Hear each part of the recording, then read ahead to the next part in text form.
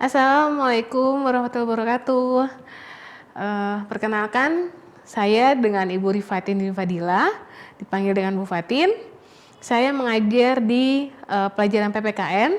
Nah, untuk hari ini saya akan sedikit mengajar di kelas 10. Karena sebelumnya saya tidak mengajar ya, tapi nggak apa-apa. Sebagai perkenalan di kelas 10 ini. Sebelumnya di kelas 10 dengan Bu Saleha, ya. Nah, itu dia. Ibu akan sedikit menjelaskan nih tentang materi Ibu Saleha kemarin. Tapi sebelum Ibu menjelaskan, semoga kita dalam keadaan sehat semua. Yang tidak penting tidak perlu keluar rumah ya. Itu dia. Sebelum mulai, mari kita baca doa agar lancar belajarnya. Ya, berdoa menurut ajaran dan kepercayaan masing-masing. Berdoa dimulai.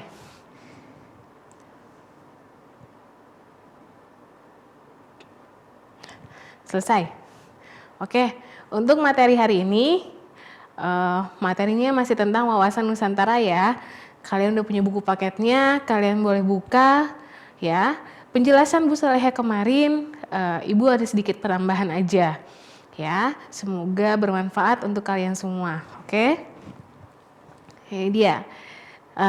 Definisi wawasan para ahli secara terminologis. Nah, mungkin kemarin sempat dijelaskan juga dan Ibu akan sedikit menjelaskan lagi, hanya perwakilannya aja, 2, yaitu Profesor Dr. Wan Usman. Masih ingat ya, di materinya atau di buku paketnya pun semoga masih ada. Ya. Cara pandang bangsa Indonesia mengenai diri dan tanah airnya sebagai negara kepulauan dengan semua aspek kehidupan yang beragam. Itu dia. Kalau kedua, menurut Dwi Winarno SPD MSI. Nah, itu menurut beliau, cara pandang bangsa Indonesia terhadap dirinya dan lingkungannya. Diri yang dimaksud adalah diri bangsa Indonesia sendiri secara Nusantara sebagai lingkungan tempat tinggalnya. Itu dia. Oke, next ya. Nah, dia asas-asas wawasan Nusantara. Ada 6, ada kepentingan yang sama, keadilan, kejujuran, solidaritas, kerjasama, dan kesetiaan. Ya, semua itu ada artinya dalam 6 asas itu. Ya, next. Nah, ini dia, kedudukan wawasan Nusantara dalam konsepsi ketatanegaraan Republik Indonesia. Ada 4, ada undang-undang, ada Pancasila, ada wawasan Nusantara, dan ketahanan nasional. Nah, undang-undang itu landasan ideal, kalau Pancasila landasan konsepsional, wawasan Nusantara landasan visional, dan terakhir ketahanan nasional landasan konstitusional. Ya, ada 4 bagian. Boleh kok kalian catat, gak apa-apa, untuk sebagai materi kalian atau penambahannya. Nah, ini dia lagi, fungsi wawasan Nusantara. Ada 4.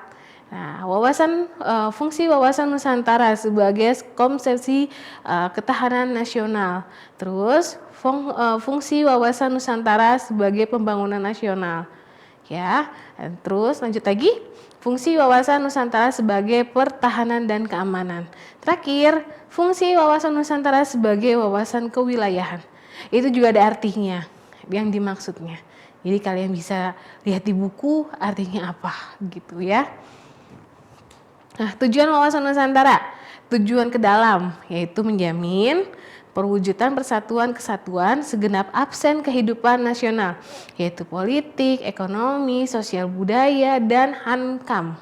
Ya, kedua, tujuan keluar yaitu terjaminnya kepentingan nasional dalam dunia yang serba berubah dan ikut serta melaksanakan ketertiban dunia berdasarkan kemerdekaan, perdamaian abadi, dan keadilan sosial, serta mengembangkan suatu kerjasama dan saling menghormati. Itu dia ya. Nah, peran serta warga negara dalam mendukung implementasi atau penerapan wawasan Nusantara. Kalian juga salah satu sebagai pelajar ada perannya ya. Perannya apa? Ya mungkin dalam sekolah atau dalam lingkungan pun juga harus ada ya. Penerapan sikap nasionalisme. Kedua, penerapan sikap patriotisme. Nah, terus lagi lanjut, sikap positif terhadap konstitusi negara. Undang-undang yang ada di negara Indonesia harus dihormati, dihargai ya, karena tidak bisa diubah-ubah pun. Nah, lanjut, menghargai persamaan kedudukan warga negara. menunjukkan sikap keterbukaan dan keadilan. Ya, tidak boleh yang namanya tidak adil sesama teman, tidak adil sesama yang beda agama, tidak boleh ya. Terus berpartisipasi dalam usaha pembelaan negara. Itu dia. Berperilaku komitmen terhadap NKRI. Dan terakhir, berperilaku toleran dan harmoni dalam keberagaman. Jadi tidak boleh yang namanya rasis, ya kan? Kalau temannya beda agama, kita harus saling menghargai. Contohnya non muslim, yang Kristen mungkin ada sekolah minggu, ya. Yang nonis juga menghargai teman yang sudah mulai ibadah, ya.